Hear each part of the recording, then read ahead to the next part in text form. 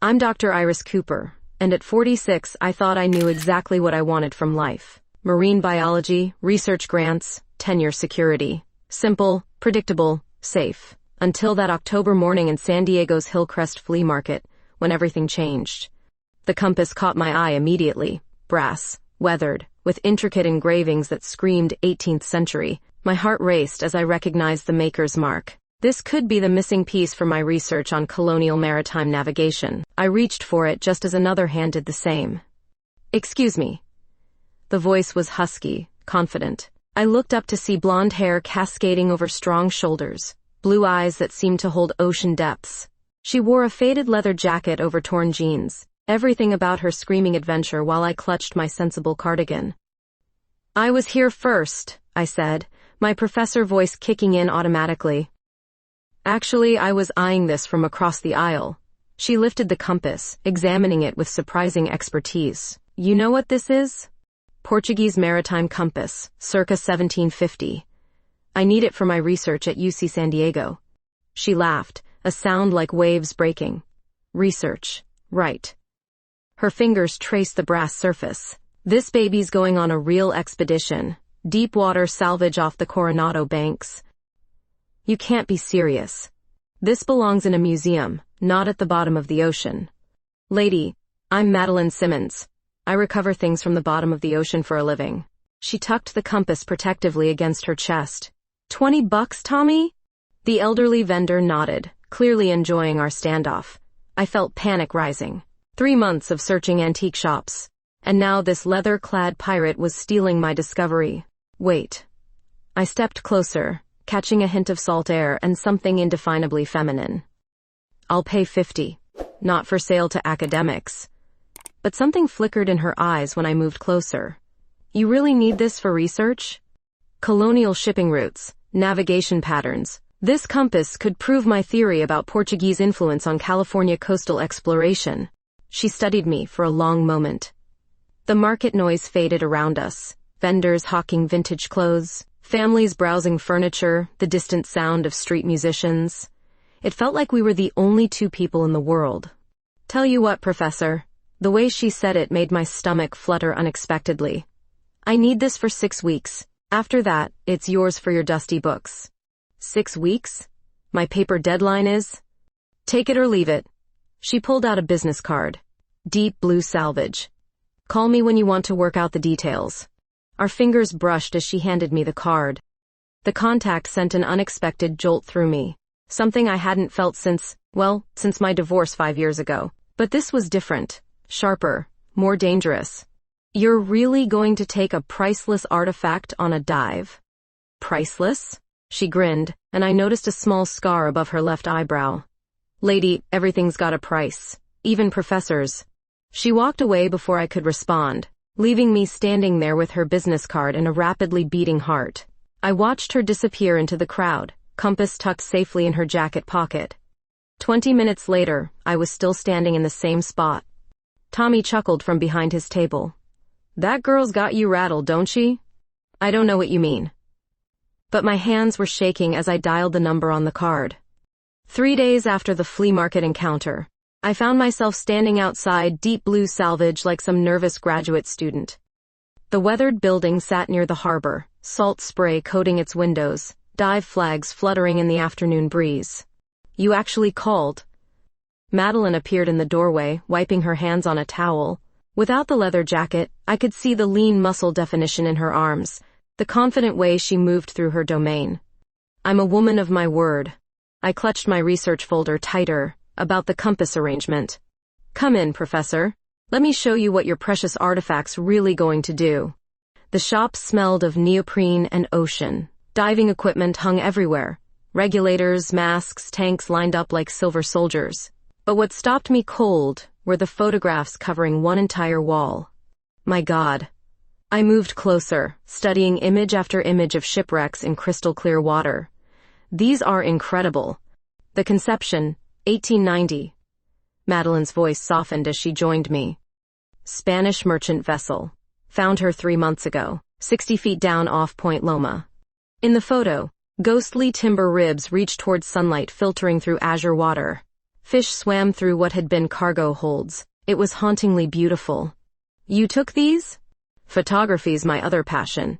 She pointed to another image, a bronze cannon encrusted with coral. The ocean preserves things, but it also transforms them, makes them into something new. I studied her profile as she spoke about the wreck. There was poetry in how she described the underwater world, an unexpected gentleness beneath her tough exterior. The compass will help me navigate to the Estrela site. Portuguese galleon 1693. Same era as your research period. You're kidding. I turned to face her fully. The Estrela was lost off California? According to my sources, yes. And I'm going to find her. Something in her expression shifted. Want to hear about it over coffee? We ended up at a harborside cafe, talking until the sun painted the sky orange and pink. Madeline told me about growing up in diving families, how she'd learned to read ocean currents before she could drive. I found myself sharing things I'd never told my colleagues, how marine biology had been, my escape from a suffocating marriage, how the ocean represented freedom I'd never had. So, what happened to the husband? She asked, stirring sugar into her third espresso. David couldn't understand why I preferred tide pools to dinner parties. I surprised myself by laughing. He called my research playing in the water. His loss. The way she said it made heat rise in my cheeks. What about you? Ever been married? To the ocean. She grinned. Though I've had a few relationships, mostly with people who couldn't handle the danger. The danger? Deep diving isn't safe, Iris. Equipment fails, weather changes, ships have sharp edges. She leaned forward. But the risk makes you feel alive. Something electric passed between us across the small table. I felt reckless, unmoored from my careful academic life. I should go. But I didn't move. Should you? Her blue eyes held mine. Instead of leaving, I found myself leaning closer, the space between us charged with possibility. This is crazy, I whispered. Sometimes crazy's good. When her lips touched mine, it was gentle at first, then deeper as I responded. She tasted like coffee and salt air, and something indefinably her. My hands found the soft skin at the base of her neck, feeling her pulse race against my fingertips. We broke apart, both breathing hard. I should definitely go now, I said, but my voice was unsteady. Should you? She repeated, smiling. I stood on shaking legs, gathering my research folder, the compass arrangement. We still need to work out details. Come by tomorrow, we'll discuss terms. Walking to my car, I could still feel the warmth of her kiss, taste her on my lips. At 46, I thought I knew who I was. But Madeline Simmons was making me question everything. The next morning, I called in sick to the university for the first time in 3 years. Madeline had invited me on her support boat for a dive at the Estrela site, and I couldn't resist seeing her in action. You sure about this, Professor? She asked as we loaded equipment onto her 30-foot dive boat. Ocean's not always friendly to landlubbers. I've been on research vessels before, but nothing like this. Her boat was sleek, purposeful, every inch designed for serious diving operations. Her diving partner Sarah helped with the gear. First time watching Maddie work? She asked with a knowing smile. She's something else down there. We motored out past the harbor, San Diego's skyline shrinking behind us. Madeline stood at the helm, hair whipping in the wind, completely in her element. I found myself staring at the confident way she handled the boat, the easy strength in her movements. Coordinates look good, she called back to me. Want to see what I see down there? She showed me the underwater camera monitors. I'll be tethered to the boat, but at 80 feet, communications limited. You'll be my eyes up here. Watching her suit up was mesmerizing. The ritual of checking equipment, the way she moved in the thick wetsuit, the absolute focus that settled over her features. Stay safe down there, I said, surprising us both with how much I meant it. She winked. For you, Iris. Then she was gone, disappearing into the blue-green water with barely a splash. The monitor screens came alive showing her descent, bubbles streaming. Upward, coral formations sliding past, fish scattering from her lights. There. Sarah pointed at one screen. She's found something. The camera revealed timber beams, partially buried in sand. My heart raced as I recognized the construction patterns from my research. This could actually be the Estrela. 40 minutes later, Madeline surfaced, pulling herself up the boat's ladder with fluid grace. Water cascaded from her body as she stripped off her mask and regulator. "Well?" I asked breathlessly. "Portuguese ship, no question. The wood construction, the nail patterns, everything matches your research period." Her eyes were bright with excitement. "Your compass is going to help me map the entire wreck site." By afternoon, dark clouds rolled in from the west. The radio crackled warnings about sudden squalls. "We need to head back," Sarah said, but the storm moved faster than expected.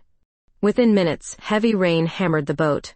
Waves grew choppy, forcing us to take shelter in a small cove. Madeline anchored us behind a rocky outcropping while Sarah went below to check equipment.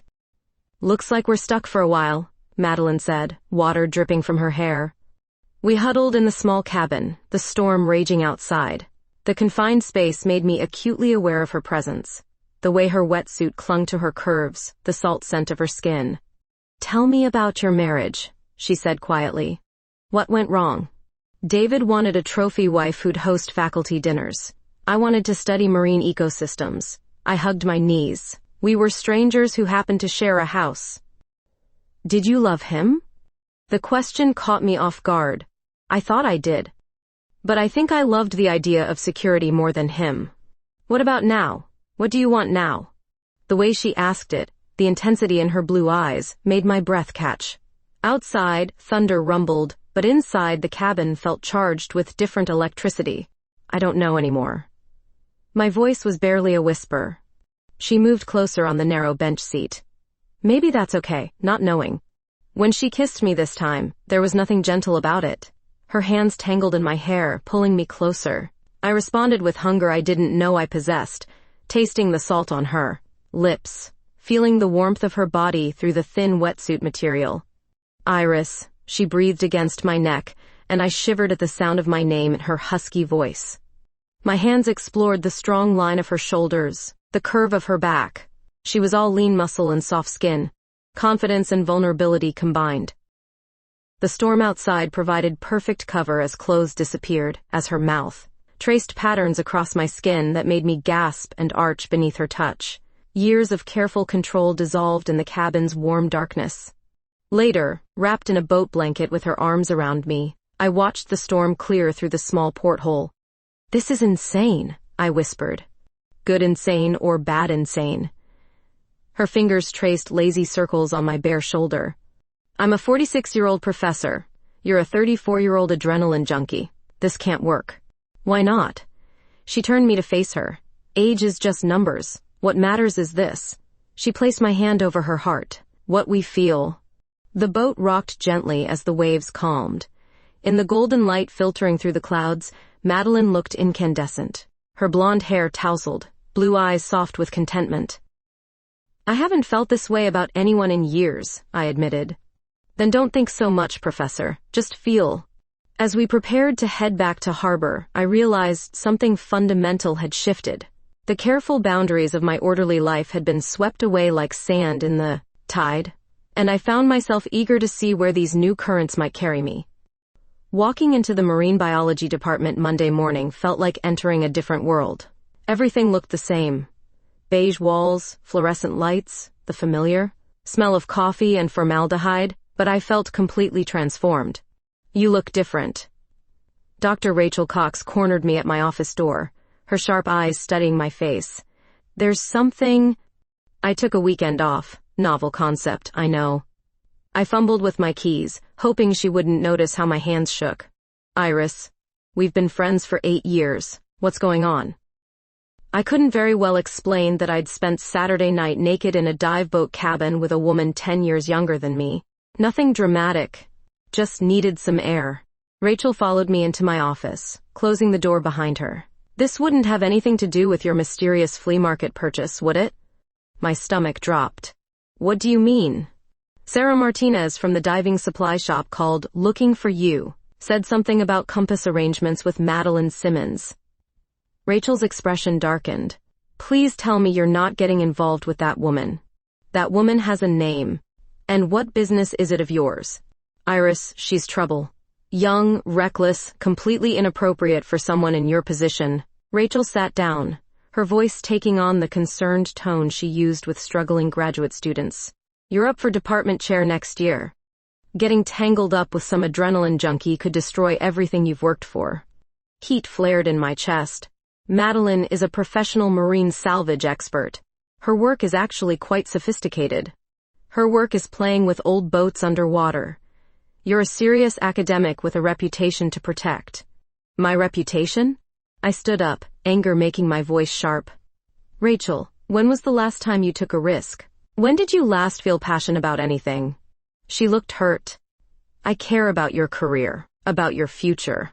Maybe I'm tired of being careful all the time. Maybe I want to feel alive for once." After Rachel left, I couldn't concentrate on lecture preparations. My phone buzzed with a text from Madeline. "Dinner tonight? Want to show you something special." That evening, I found myself at her apartment above the dive shop. It was sparse but comfortable, nautical charts on the walls, diving, magazines scattered around, a telescope pointed toward the harbor. "Welcome to my world," she said, greeting me with a kiss that made my knees weak. But the apartment wasn't empty. 3 people sat around her dining table, all younger, all clearly part of the diving community. Sarah I recognized, but the others studied me with barely concealed curiosity. "Everyone, this is Iris," Madeline announced. "The professor I told you about." There was an awkward pause. Then a bearded man named Jake spoke up. "So you're the one dating our Maddie?" "Dating might be premature," I said carefully. "Oh, come on." A woman with purple-streaked hair laughed. "Look at how she's glowing. Haven't seen Maddie this happy since she found that Spanish cannon." "Thanks, Reef," Madeline said dryly. The conversation flowed easier after a few drinks, but I felt the generational gap acutely. They talked about extreme diving locations, shared stories of equipment failures and close calls. I contributed what I could about marine ecosystems, but felt like an outsider looking in. Later, after everyone left, Madeline poured wine on her small balcony overlooking the harbor. "They liked you," she said. "Did they?" I felt ancient compared to them. "Age isn't what makes someone old, Iris. It's attitude." She moved behind my chair, her hands settling on my shoulders. "You're the most alive person I know. Your friends are lovely, but we're from different worlds." "So?" Her hands began massaging the tension from my shoulders. Maybe different worlds can complement each other. The wine, her touch, the evening air. It all conspired to lower my defenses. When she led me inside to her bedroom, I followed without hesitation. Her bed was simple, functional, but when she pulled me down beside her, it felt like the most luxurious place on earth. Her hands were confident, experienced, finding spots that made me gasp and arch against her. In the darkness, age differences didn't matter. Academic reputation seemed irrelevant. There was only the warmth of her skin, the soft sounds she made when I touched her, the way she whispered my name like a prayer. Afterward, lying tangled in her sheets, I felt a contentment I'd never experienced with David. This was different, raw, honest, real in ways my marriage never had been. "Stay tonight," she murmured against my shoulder. I should go home. Early morning lectures. Should. She traced patterns on my skin. There's that word again. I stayed.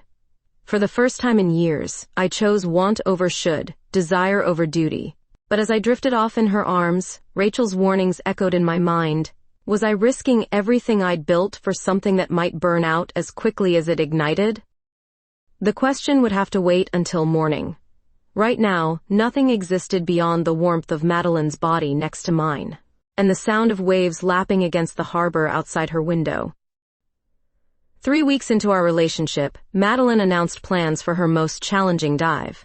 Yet, the Estrella's main cargo hold, buried under decades of shifting sand at 90 feet. "The compass readings suggest the treasure room is intact," she explained over breakfast in her tiny kitchen. "This could be the find of a lifetime." I'd been spending most nights at her apartment, my academic life blending seamlessly with her maritime world. But something about this dive felt different, more dangerous. 90 feet? That's deep even for you. I've been deeper. Besides, Sarah's my surface support, and we've got new mixed gas equipment. She kissed my worried frown. "Trust me, Professor. I know what I'm doing." The dive was scheduled for Thursday morning when conditions would be optimal. I canceled my afternoon classes to be there, telling myself it was just professional interest in the archaeological aspects. Sarah and I watched from the support boat as Madeline descended with enhanced lighting equipment and specialized excavation tools. The underwater cameras showed her progress. First the familiar timber, ribs of the ship, then deeper into areas they hadn't explored before. "Look at that," Sarah breathed, pointing to the monitors.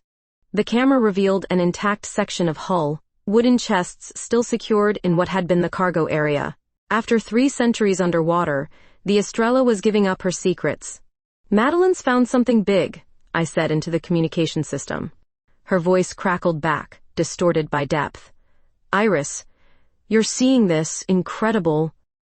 For 20 minutes, she methodically documented the find, taking photographs and video. That would revolutionize understanding of Portuguese colonial maritime trade. My excitement matched hers. This was the discovery that would validate both our work. Then the communication went dead. "Madeline?" Sarah called into the radio. "Maddie, respond." Nothing but static. On the monitor, we could see her still moving, but something was wrong with her positioning. Instead of the controlled, graceful movements I'd grown to love watching, she seemed disoriented. "She's in trouble," Sarah said, already suiting up. "Nitrogen narcosis, maybe, or equipment failure." My heart hammered as Sarah went down to assist. The minutes stretched endlessly until both divers appeared on the surface. Madeline barely conscious as Sarah struggled to get her onto the boat. "Hospital, now," Sarah shouted as we hauled Madeline aboard. The emergency room at UC San Diego Medical Center became my worst nightmare. Doctors rushed around, checking oxygen levels, monitoring vital signs, running tests I didn't understand. The words decompression sickness and potential brain injury floated through clinical conversations that turned my blood cold. I paced the waiting room for hours until Dr. Patterson, the neurologist, emerged with a grim expression. "The good news is, she's stable. The decompression illness caused some cerebral complications, but she should recover fully with treatment. What's the bad news? She's experiencing prosopagnosia, face blindness. It may be temporary, but right now she can't recognize faces at all. Voices, yes. Other identifying features, yes. But faces are essentially meaningless to her brain." The medical explanation felt surreal. Face blindness? The pressure change damaged specific neural pathways responsible for facial recognition. "She'll know you by your voice, your perfume, how you move. But your face?" He shrugged sympathetically. "It's just another face." When they finally let me see her, Madeline was sitting up in bed, looking alert but confused. Her blue eyes focused on me without a flicker of recognition. "Who are you?" she asked politely. "It's Iris, I stopped, not sure what word to use. "Your girlfriend." "Iris?" Her voice lit up with relief. "Thank God. You sound like yourself, but I can't. Your face is just a blank to me." I moved closer, taking her hand. She squeezed it gratefully. "The doctor says it might be temporary." "And if it's not?" The question hung between us like a sword. I stayed at the hospital that night, dozing in the uncomfortable chair beside her bed. In the morning, she was discharged with instructions for follow-up. Care and strict orders not to dive until cleared by neurologists. Back at her apartment, the reality of our situation hit hard. She knew my voice, recognized my laugh, but when she looked at me, she saw a stranger wearing my clothes, speaking with my words. "This is so weird," she said, reaching out to touch my face tentatively. "I know this should mean something to me. It will. We'll work through this." But even as I said the words, doubt crept in. How could we maintain intimacy when she couldn't see me, couldn't read my expressions, couldn't recognize the face that had smiled at her across candlelit dinners? That night, lying beside her in bed, she turned toward me in the darkness. "Say something," she whispered. "What?" "Anything. I need to hear your voice to know it's really you."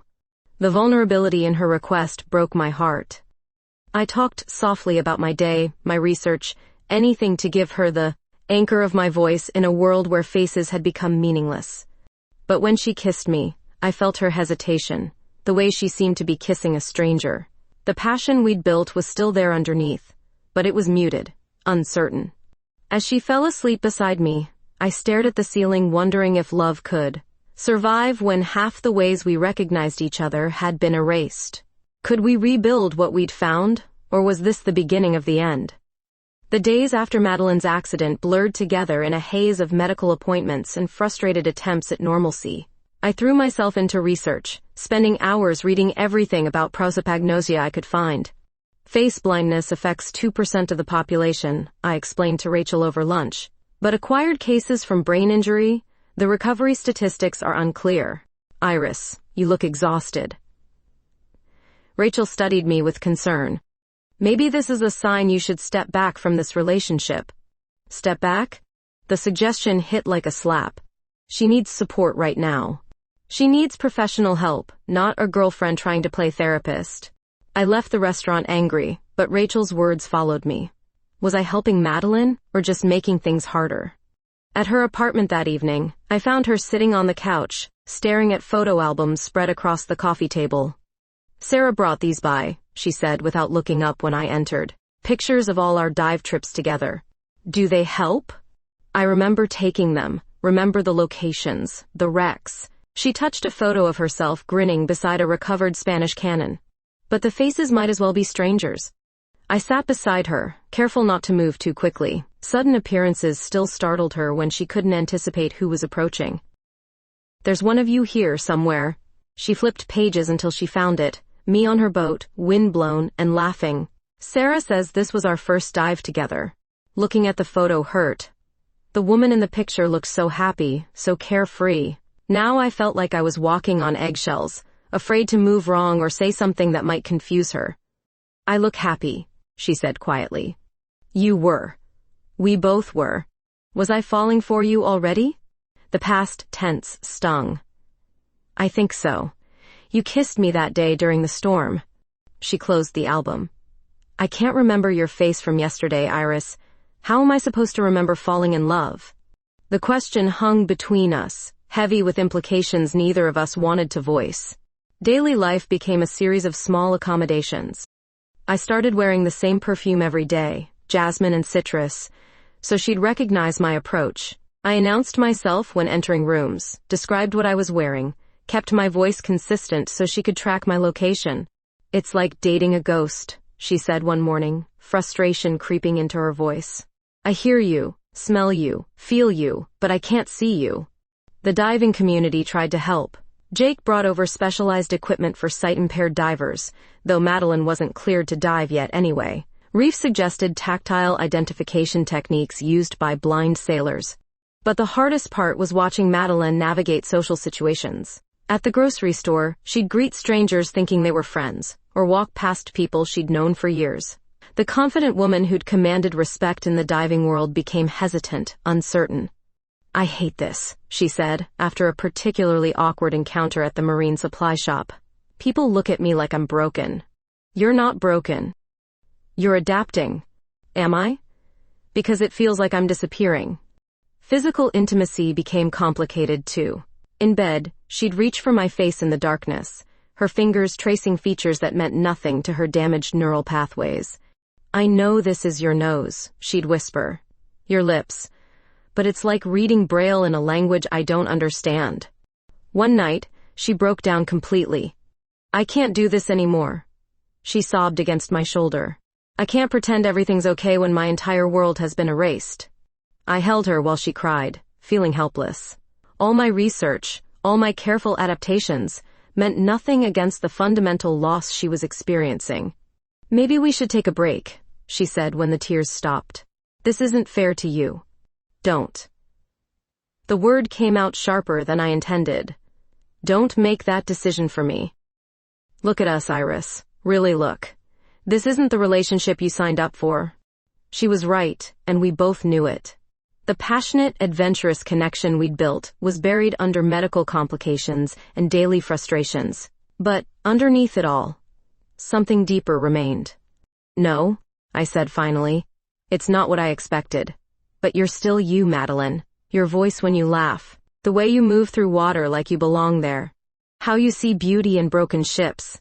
But do you still want me? When I can't recognize your smile, can't see the expressions that tell me what you're thinking? The honest answer was complicated. I missed the easy intimacy, the way her face would light up when I walked into a room. But something else was growing to replace it, a deeper awareness of her voice. Her touch, the subtle ways she communicated without facial expressions. Yes, I said. But we're going to have to learn each other all over again. That night, she traced my face with her fingertips, while I narrated every feature, every expression. It wasn't the same as being seen, but it was a start. Your eyes crinkle when you smile, I told her. Even if you can't see mine anymore. Tell me again, she whispered. So I did. And for the first time since the accident, she smiled back. 2 months after the accident, I developed what I called our identification system. Every morning, I'd spray jasmine perfume on my wrists and describe my outfit in detail while making coffee. Blue sweater today, the soft one you like to touch. Silver earrings. I kept my voice consistent, letting her brain map my presence through sound. Good morning, Professor, she'd respond, and I could hear the relief in recognizing me immediately. The system extended beyond clothes.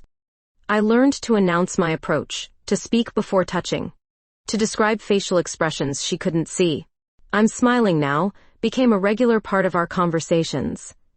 I'm worried about you, when she seemed frustrated.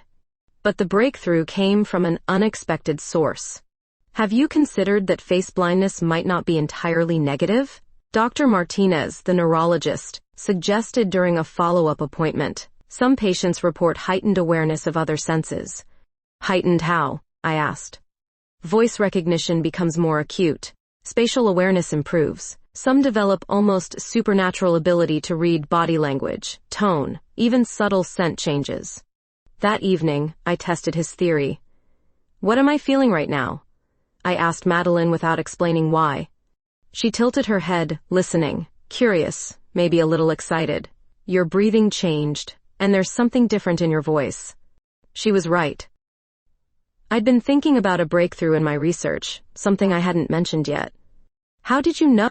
Your voice gets lighter when you're excited about work, and you smell like library books today, which means you found something interesting. Over the following weeks, I watched her navigate the world with increasing confidence. At the marine supply store, she identified Jake by his heavy footsteps and tendency to jingle his keys. She knew Sarah by her habit of humming under her breath. I'm becoming superhuman, she joked. Like Daredevil, but for water instead of streets.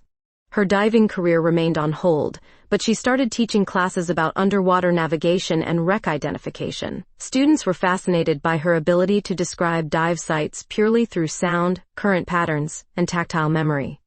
Close your eyes, she'd tell them. What does the water tell you?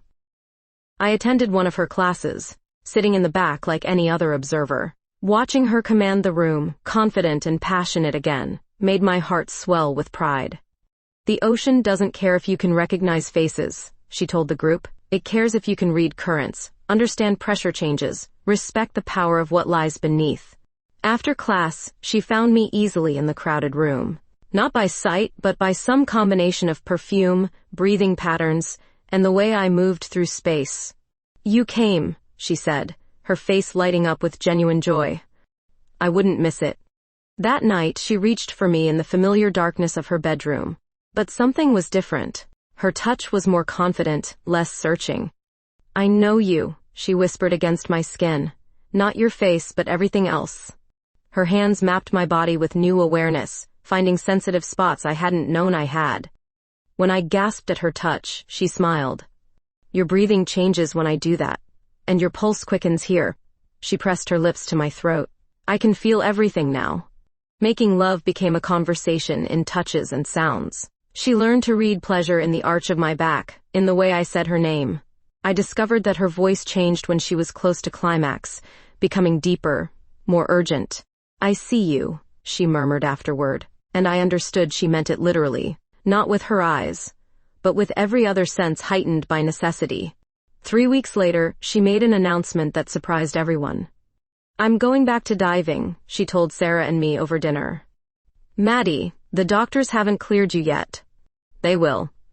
I've been working with specialists who train sight-impaired divers. The techniques are incredible. Her excitement was infectious. I can navigate by sound better than I ever could by sight alone. What about facial recognition? I asked. Will that come back? She was quiet for a moment. Maybe, maybe not.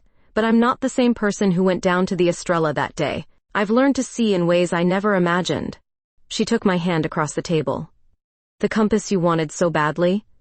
It's not just about magnetic direction. It's about finding your way when you can't rely on familiar landmarks. And have you found your way? I found something better. She squeezed my fingers. I found that love isn't about recognition. It's about truly knowing someone. That night, as we lay in bed listening to waves against the harbor, she traced my face again with her fingertips. I may never see your expressions again, she said softly. But I know the sound of your laugh, the way you move when you're thinking, how your voice changes when you talk about marine biology. Is that enough? It's everything. For the first time since the accident, I believed we were going to make it. Not the relationship we'd started with, but something deeper, more essential. We'd learned to navigate by different stars, and somehow found our way to something even more precious than what we'd lost. 4 months after the diving accident, Madeline received medical clearance to return to the water with specialized equipment and constant supervision. I took a sabbatical from the university to support her rehabilitation, a decision that raised eyebrows among my colleagues but felt absolutely right. You sure about this, Professor? She asked the morning of her first dive back. Your career, your research? You're giving up a lot. I'm not giving up anything. I'm choosing what matters most. I helped her check the new audio communication system designed for sight-impaired divers. Besides, I submitted my paper on Portuguese colonial navigation. Your Estrella discovery made it groundbreaking. She smiled, that radiant expression I'd learned to recognize by the change in her voice quality. We make a good team. The rehabilitation dives started shallow, 20 feet in clear water with 3 supervisors. I watched from the surface boat as she descended, moving with familiar grace despite the bulky new equipment. How's it feel down there? Sarah called through the comm system. Like coming home, Madeline's voice crackled back. The sounds are so much clearer now. I can map the entire reef just by echolocation. Over the following weeks, she progressed to deeper, more complex dives. Her spatial awareness underwater became legendary among the diving community. She could navigate shipwrecks that sighted divers found disorienting, using sound, patterns and water movement to create mental maps of incredible accuracy. It's like she's part dolphin now. Jake marveled after watching her locate a lost anchor in zero visibility conditions. But the real breakthrough came when she was invited to train other divers with visual impairments. The program, started by the California Diving Safety Association, needed instructors who understood both technical diving and adaptive techniques. They want me to develop a curriculum, she told me excitedly, teach others how to dive without sight. Her first student was Marcus, a former Navy diver who'd lost his vision in an IED explosion.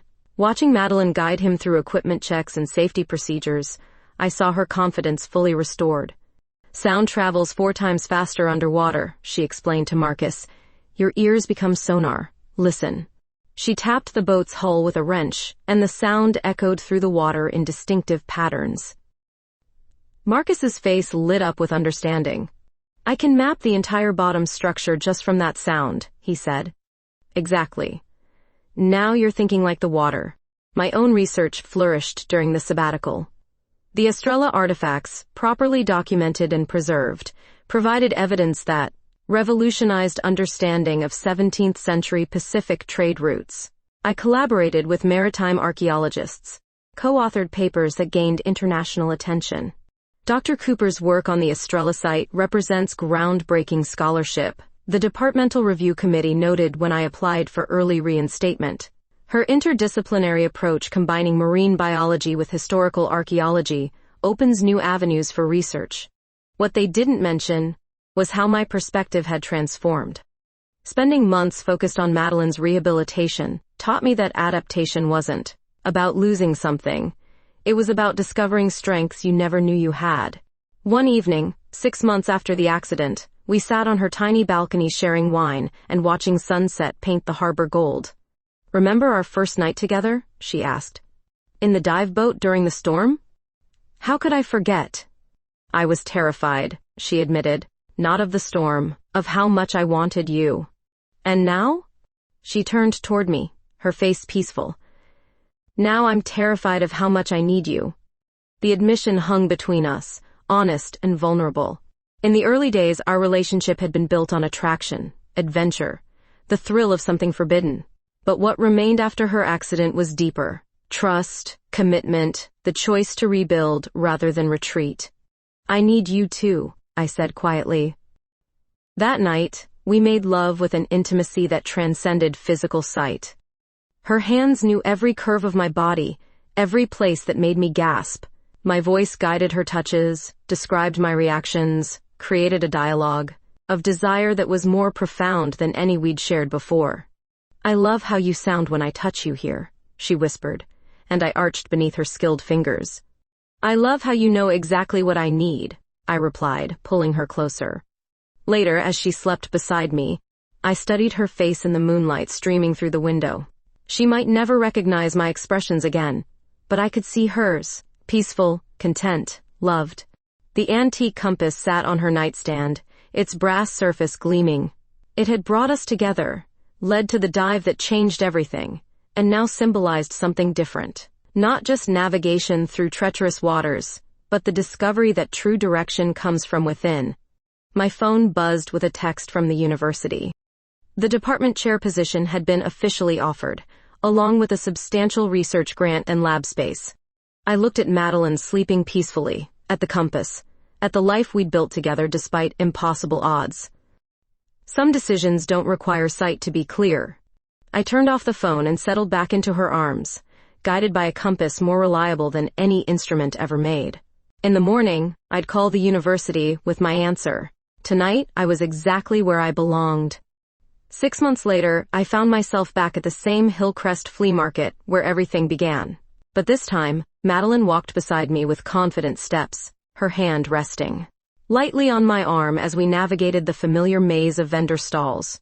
Third row, antique booth on the left, I guided softly. Tommy's working today. The carnival glass dealer? She asked, already turning toward the distinctive sound of wind chimes that marked his corner. Her spatial memory of the market was flawless now. She'd mapped every vendor location, memorized the acoustic signature of each stall. What amazed me was watching other shoppers unconsciously make way for her, drawn by the quiet confidence she radiated. Well, look who's back, Tommy called out as we approached. The professor and her pirate.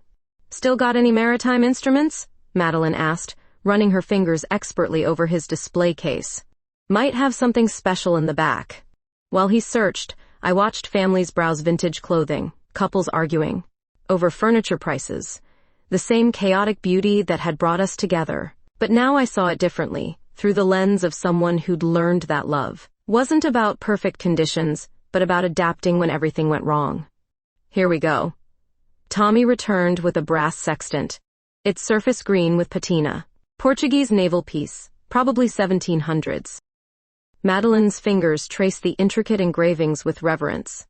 This is exquisite. Feel the weight, Iris. I took the instrument, marveling at its craftsmanship. It's identical to the period pieces from the Estrella. Goes with the compass you bought, Tommy said. Complete navigation set now. We'd become collectors without planning it, drawn to instruments that spoke of journeys across unknown waters. The antique compass sat in our shared apartment. Yes, shared. A decision that had shocked my academic friends and thrilled Madeline's diving community. We'll take it, I said, pulling out my wallet.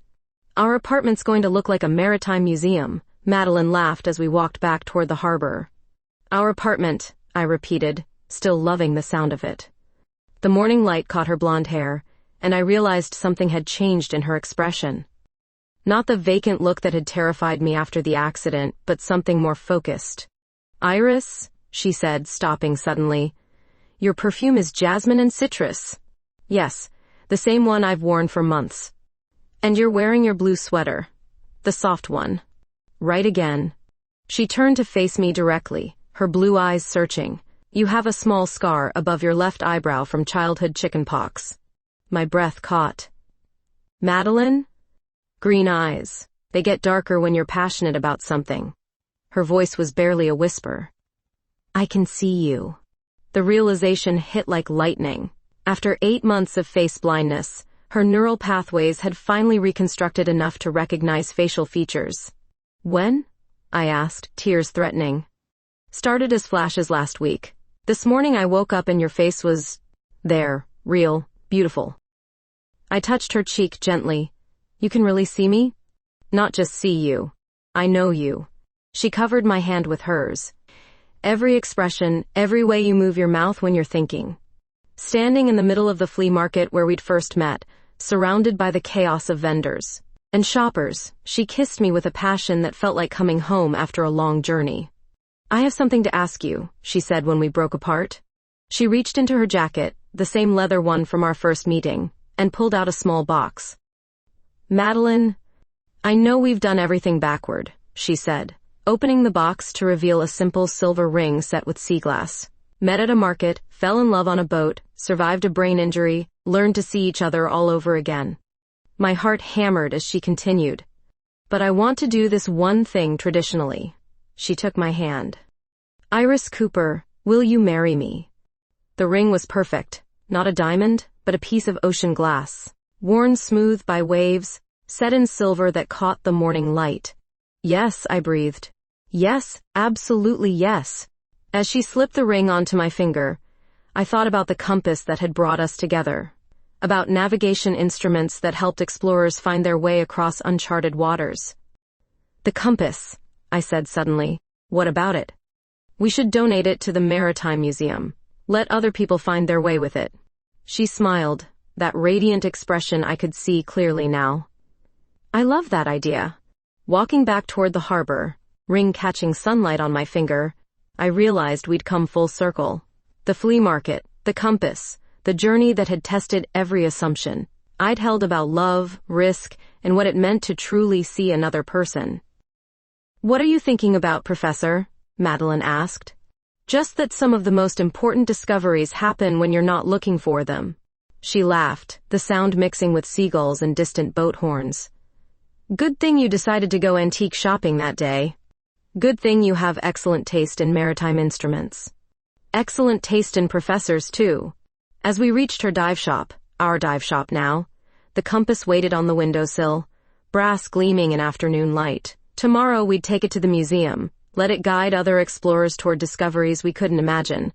But today I was exactly where I belonged, charting a course toward a future that promised adventure, love, and the daily miracle of being truly seen by the person who mattered most. Some compasses point north. The best ones point toward home.